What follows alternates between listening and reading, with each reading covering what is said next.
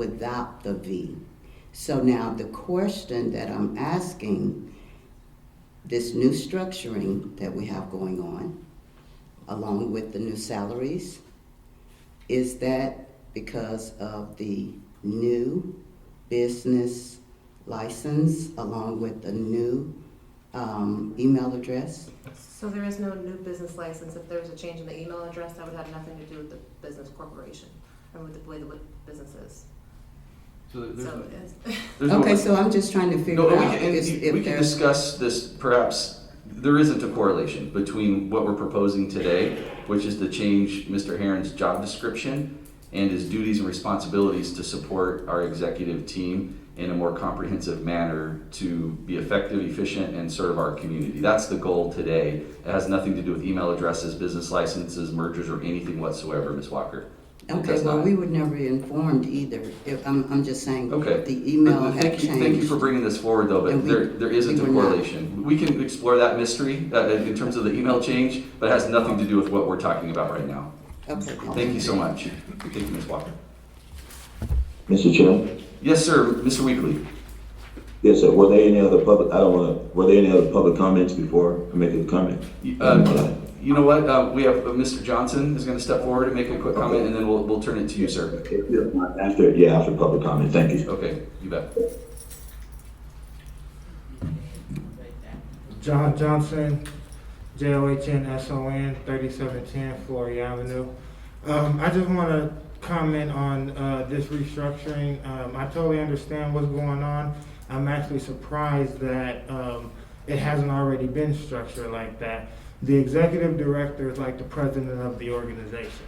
He should not be wasting his time, or excuse me, it's because it's not a waste, but he shouldn't be using his time to deal with lower level issues in departments and making those type of day-to-day decisions. His job is to see the overall picture, and that's why he should have his department directors who take over that. So once again, Mr. Herron can deal with the day-to-day operations of HR, procurement, or whatever, and make those immediate decisions, whereas, they don't have to keep running to the executive director to get approval and this, that, and the other.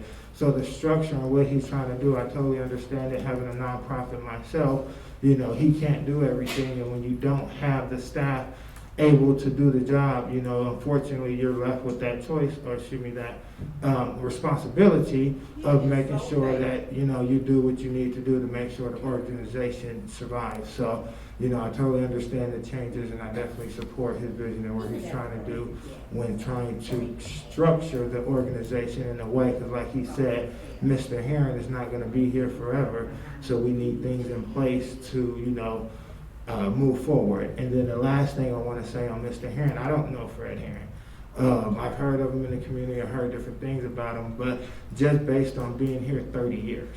If you're here in the organization for 30 years, you may be, the director of finance, but once upon a time, he probably was helping with HR. He probably was helping with procurement. He probably was helping with Section 8, whatever the case may be. But when you have that longevity inside of an organization, you should know, what's going on. But, like he said, I'm pretty sure if he needs some continuing training or some continuing support, he's not going to hesitate to reach out and ask his executive director for that support. Thank you, Mr. Johnson. Commissioner Weekly, yes, sir. Get your fake phony ass away from me. Thank you, Mr. Chairman. Thank you, Mr. Johnson, for the comments. And if we can get back to item number 7, please. First of all, just let me say this. Let me ask Mr. Williams in reference to this reclassification here, and understanding that Mr. Herron's responsibilities are to increase. You're right. He's been doing a lot of these things over the years. And Mr. Johnson, to your point, you probably have not heard of this because it's a low-key professional like that. He doesn't go out looking for fanfare, a bunch of hoopla. So that's probably why you're not familiar with him. But at any rate, is there any way, Mr. Williams, we can get a organizational or structural breakdown for example? If this range 143 is going from 143 to 149 is going to be almost parallel to our deputy director, Mr. Toole, what are the responsibilities of Mr. Tool, who is he overseeing on a day-to-day basis? And then, we already know this, with this structural right, what he's hearing in terms of, finance, contracts and procurement and everything. I'd like to see a breakdown on the other side of that as well. Then, is there, how much of a differential between, this 149 classification and the deputy director, because there is still some level of seniority, I would believe. Are you placing them on the same, when you look at the org chart, are they on the same line? Are they on the same line of oversight? Yes, so let me ask you those questions in order. So first, organizational supervision for our current title, Deputy Executive Director, supervises our Housing Programs Department, which is headed by a director, which is our Section 8 department, our Director of Development and Modernization Department, which is headed by a director. Then we have our Department of Affordable Housing, which has a director, a Department of Public Housing Operations, which has a director, and the Department of Admissions and Eligibility, which has a manager. Yes, the range is that I'm proposing is comparable to the current title Deputy Executive Director position. If there was to be a study, I believe that those ranges would be seen as comparison, or maybe just one step down for the Chief Administrative Officer position. I see. If we can get that, if you can submit that maybe in our next packet, or send me an email on that, Mr. Chair, through you, to Mr. Williams. If I can see that visually, I'd appreciate that. And then, lastly, I guess my question would be, being that Mr. Herron already has a full plate, I know he has a great team that works with him, Ms. East, and several of the other team members in the finance department. We're still, from my understanding, we're still going through an audit process. Would that be correct? Yes, we have auditors arriving, I believe, this August to start our auditing process. HUD has given us, through their COVID-19 regulatory waivers, about 4 months delay in delivering those. But yes, we start our audit process in August, and Mr. Herron will still be responsible for that until we move towards the transition of bringing in a finance manager this fall. Okay. Well, I have no doubt we'll be able to handle it. I'm sure, 30 years, you don't sit around twiddling your thumbs. You learned a lot of things over the years. So, Ms. Shannon, I don't want to overstep my boundaries with you. You pulled that number 7 off, and so I'm not sure what your motion will be, and so I'll yield to you. Mr. Chairman, thank you for the opportunity to speak. Thank you. Absolutely, Commissioner Weekly. We pulled this item initially because Commissioner Cheryl Davis had some questions. I think we've had a good discussion about it, and definitely seeing that org chart in writing will be very meaningful and helpful. I just wanted to say that management people that are at the highest level have to have competencies in a wide variety of management principles. However, they don't necessarily have to be frontline subject matter experts. They have to be able to manage processes, to work on accountability and continuity within the organization, to make sure that things are done properly, efficiently, effectively. And that's really the caliber of folks that we need at the top of our organization. We have managers that are subject matter experts that deal in each of these various departments, that are experts in their field. And then through that system, we can create a management structure that gets the job done. And so I'd like to, at this time, turn it over to the board for a motion. You'll close the public comment and turn it over to the board for a motion. Mr. Chair, I move to approve agenda item number 7.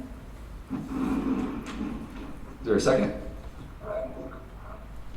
Sorry, I moved second. I have a motion by Councilwoman Diaz and a second by Commissioner Segerblum. All in favor say aye. Aye. Aye. And any in opposition, please state your opposition and your name. Hearing none, that motion passes unanimously. Thank you, Mr. Herron, for all your time and service to our organization. Thank you. We'll move to item number 8 that was pulled from the consent agenda. Mr. Williams. Number 8, approval to retitle Deputy Executive Director position to Chief Operating Officer. The Deputy Executive Director position aligns more to a corporate position structure title of Chief Operating Officer, as this position is solely responsible for the day-to-day operations of the agency's program departments, which include public housing operations, housing programs, development and modernization, admissions and eligibility, supportive services, and affordable housing. The Executive Director is requesting approval to retitle the Deputy Executive Director position to Chief Operating Officer. And so this agenda is simply just a title change, which I have to yell to the board for approval. Thank you, Mr. Williams. And I think this also aligns with what I just said previously in terms of the structure of an organization. The top level managers have competencies and oversight over a wide variety of departments. So this item, we'll go ahead and open up public comment if anyone has a comment relative to this item. Seeing no one, we'll close the public comment and turn over to the board for comments, discussion, and a motion. Thank you, Mr. Chair. I have a Mr. quick Chairman. question. We're going to go with Councilwoman Diaz, and then who was the next person? We'll go.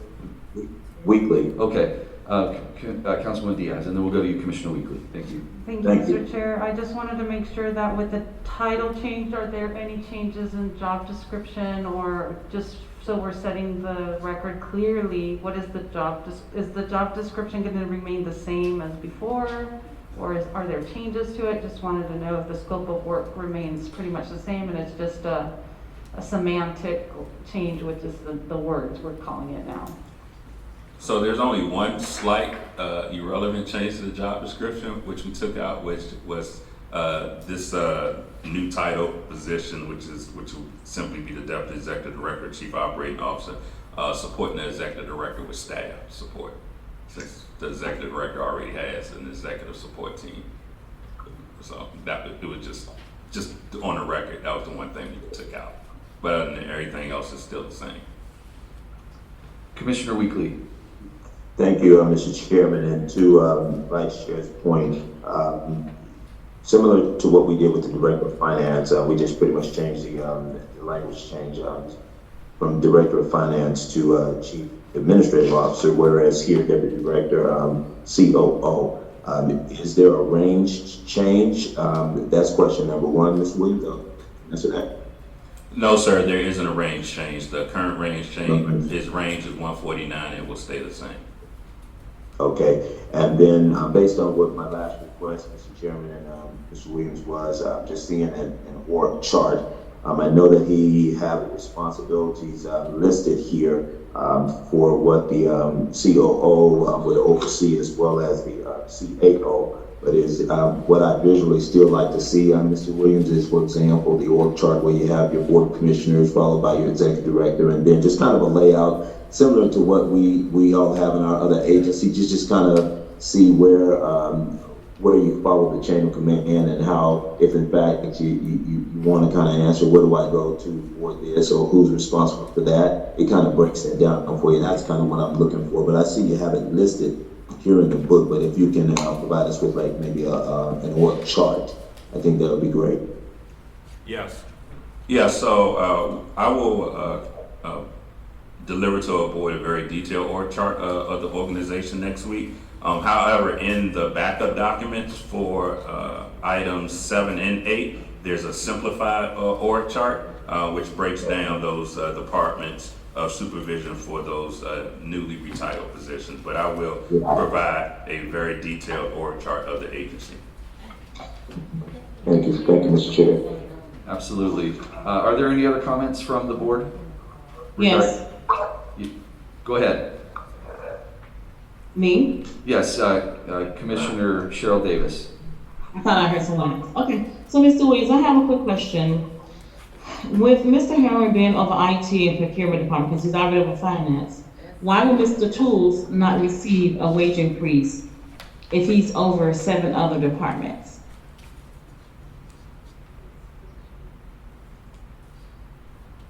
So I'm understanding why wouldn't the Deputy Executive Director be reclassified to a higher range for increase in salary?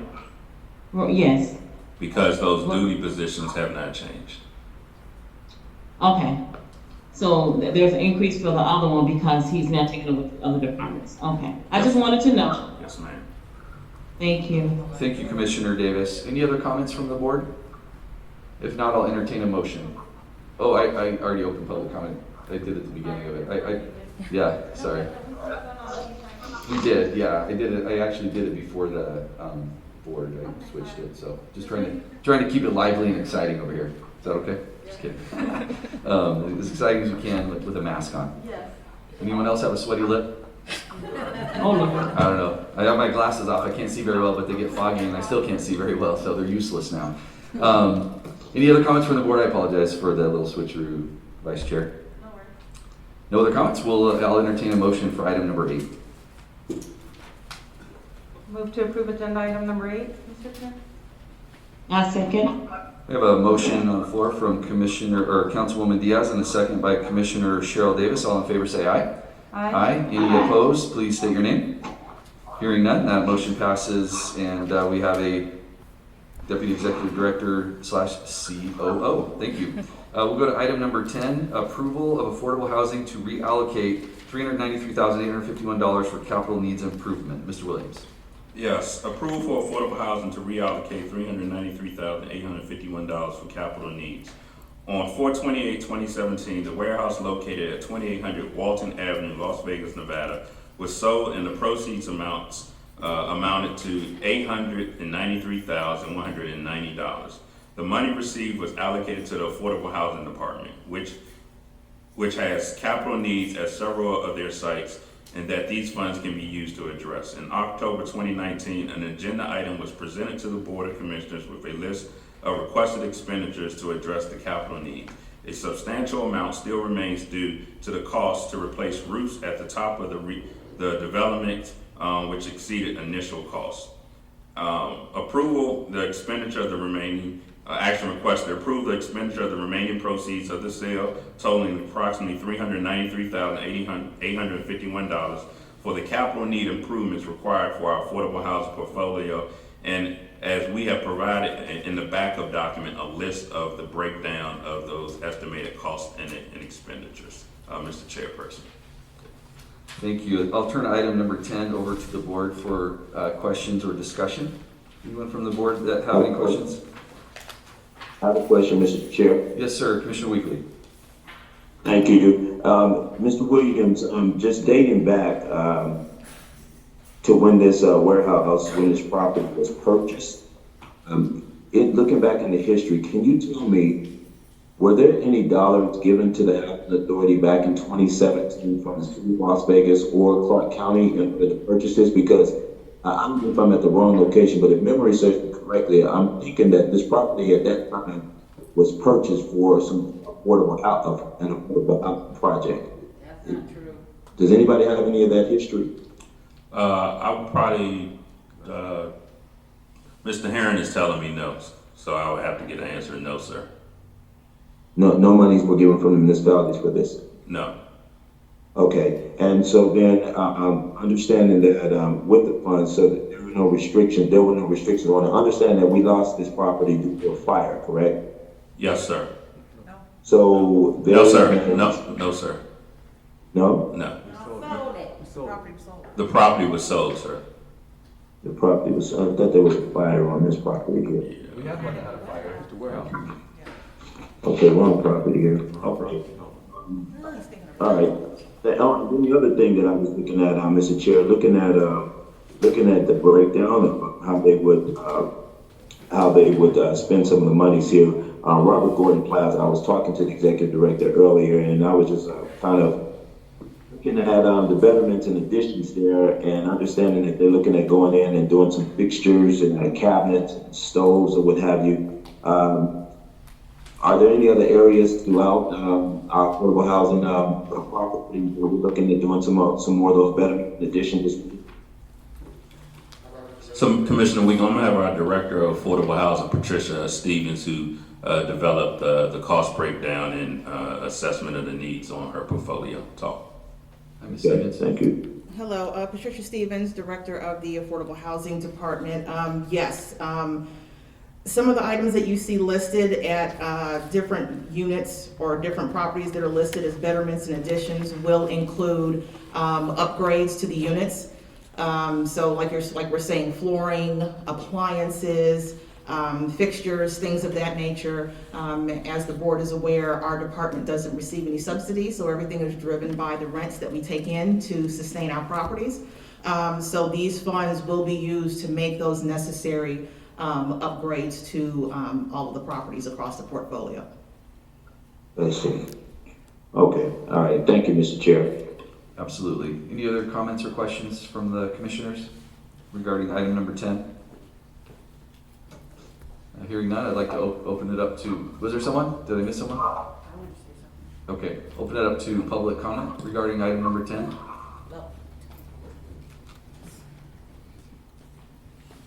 Beatrice Turner.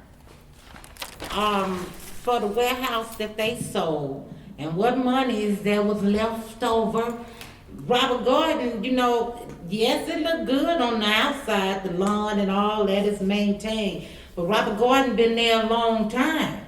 And Robert Gordon do have some stuff that they need to do to them units on the inside. And they should have been did it, but they didn't have hardly no money. Well, now they got the money. So they do need to do some stuff over there in Robert Gordon, because some of that stuff over there is old as me. I'll second that motion. Thank you, Ms. Turner. That was a Phyllis Carpenter. quality second. Yes, sir. I'm just concerned Hold on with- one second, Mrs. Carpenter, I apologize. Mr. Weekly, did you have something you were going to add? I did speak with, and Ms. Carpenter, sorry about this. I did speak with the executive director earlier about this, because I was very concerned about Robert Gordon. And, you know, no disrespect to any of the other properties. I know that, the staff, they got to divide the funding up, as best as they possibly can. Looking at Robert Gordon, I 100% agree, with Mrs. Turner that, you know, it looks, they've done great with painting it on the outside and keeping it all dressed up on the outside. Taking a field trip on the inside, they fall on apart. And so I know that when I was speaking with Mr. Williams in reference to the betterments and additions in 20,000, it was my hope that number could have been included. But he then said that if that were the case, we'd have to take monies from the general fund. And I don't want to go on record with asking this board to take money from another property. But I just would ask that there is some consideration, a little bit more consideration for Gordon, because I think that it's been long overdue. Now that we do have funding in place, you know, I just deserve a little attention. So those are my comments, Mr. Chair. Thank you, Mr. Weekly. Hi, Ms. Carpenter. Okay, so my concern with the upgrades or whatever is you guys are taking like real wood cabinets out and putting in pressed board cabinets, which every time they get wet, they swell and mold. Another thing is the linoleum. You guys are putting linoleum in instead of those 12 by 12. I think they call it RDF or I'm not sure. It's those 12 by 12 tiles that they used to use. The linoleum rips. You can't move your couch across the floor without it ripping. It's not going to last, and you guys are spending all this money on materials that aren't really all that great, and they're not going to last. This is housing. They should be able to last for a minute at least for that kind of money. Thank you, Ms. Carpenter. Any other comments regarding item number 10? Whiting Patton, Jamestown Towers. I noticed here you said the cost to replace roofs at 2 of the developments exceeded the initial estimates. Well, Jamestown, the whole building is falling down. The roof, it needs a paint job. You pass by that building, paint is peeling all on the front. When are they going to get anything done over there? Y'all was in the paper looking for a beat. Yeah, what, a patch up? Thank you, Ms. Patton. You know, this item is relative to our affordable housing and the funds that are unrestricted, not tied to the public housing component. So, you know, clearly we have needs and issues and concerns across the public housing spectrum. And so I appreciate you bringing that to our, you know, not to our attention, we're already aware of it, but this is specifically dealing with the affordable housing, reallocating these excess funds from the sale of that property to, we don't get supplement or your subsidy for this. It's all generated income internally for affordable housing, and we're reinvesting in these properties to make them better for our residents. So, hello, Ms. Walker. Yes, Annette Walker. I just want to reiterate the fact that we do not want to take good money and throw it after bad projects. And not only that, we also need to diversify and move away from this model. And I think that a lot of these renovation projects should be geared toward helping people to transition. So I just really want to make sure I put that on the record. And I also want to put on the record about Sartini Plaza. 5 years ago, they were going to move everyone out, and it was my understanding it was condemned. So I really want someone to please look and see if this building is passing code. We are having So record really, numbers. really quick though, Sartini is in our public housing portfolio. And so if you wanted to talk about that, please feel free to do that at the next public comment that's relative to any item you'd like to discuss. This is specifically about utilizing the funds from the sale of our property in our affordable housing portfolio to make upgrades and improvements to the units of the residents that live within affordable housing. So if you'd like to hold off on that, that would be great. Well, see, what the point is that if we're living in a condemned building and we're breathing black mold, and yet people are talking about, refurbishing that, I think instead of the conversation refurbishing that, we need to immediately get people out of these buildings. And I really want to go on record, because when we're having a meeting from 1 month to the next, again, we are breathing black mold. Thank you. Thank you, Ms. Walker. Any other public comment regarding this allocation of funds in our affordable housing? Hearing none, I'll turn it to the board for a motion. I move to approve agenda item 10. I second. We have a motion for agenda item 10 from Councilwoman Diaz and a second from Commissioner Cheryl Davis. All in favor say aye. Aye. Aye. And any opposed, please state your name. That motion passes. Thank you so much. Item number 11, approve to increase the Southern Nevada Regional Housing Authority conventional low rent program management fee from $64.61 up to $80.77 through December 31, 2020. Mr. Williams. Mr. Chairperson, the CARES Act provided an additional $685 million for public housing operating fund to prevent, prepare for, and respond to coronavirus, including providing additional funds for public housing agencies to maintain normal operation and take other necessary actions during the period that the program is impacted by coronavirus. On May 1st, 2020, the Southern Nevada Regional Housing Authority received conventional low rent program received $1.8 million in operating funds from the CARES Act.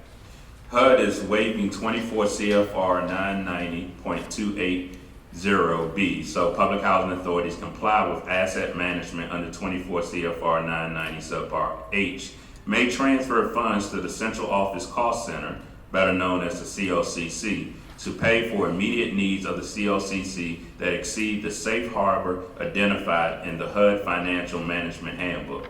In order to cover the additional expenses required to prevent, prepare for, and respond to the coronavirus, funds transferred to the COCC in excess of the safe harbor must comply with cost reasonable standards found in 2 CFR 20.404 and shall not exceed the safe harbor by more than 50%. SNRHA is recommending transferring up to 25% over the safe harbor, which equates to a maximum of $16.16 per occupied unit, or $398,118 to the COCC. These funds will be used to address the coronavirus mentioned above. The executive director requested the board approve the increase in the conventional low rent management fee for SNRHA from $64.61 up to $80.77 through December 31st, 2020. Mr. Chairman, so let me just give a more simplistic explanation of this. Basically, our central office cost center, which is our administrative departments, which supervise and manage in some aspects the AMPs, charges a management fee for that service. which allows housing authorities to have a central office operating center for public housing agencies. And so HUD is allowing housing authorities to increase that management fee so that we can bring more money back into the central office cost center for expenses that the central office cost center would have in related to coronavirus. That may be buying protective equipment, IT infrastructure, aspects that are particularly related for the central office cost centers. Thank you for that explanation. I'm not sure if I, looking at this. Can I ask a question? That was a good start. That was a really good start. Open more questions. Councilwoman Diaz. So who ultimately pays for this increased fee? I want to be clear. Is it the person who wants access? Is it us as an agency? So we're upping the fee, but who's paying for the fee, I guess? We're basically paying ourselves. The $1.8 million is paying for the fee. It's the CARES Act portion. It's an additional allocation relative to COVID under the CARES Act. And so we're gleaning those extra dollars by virtue of an increase in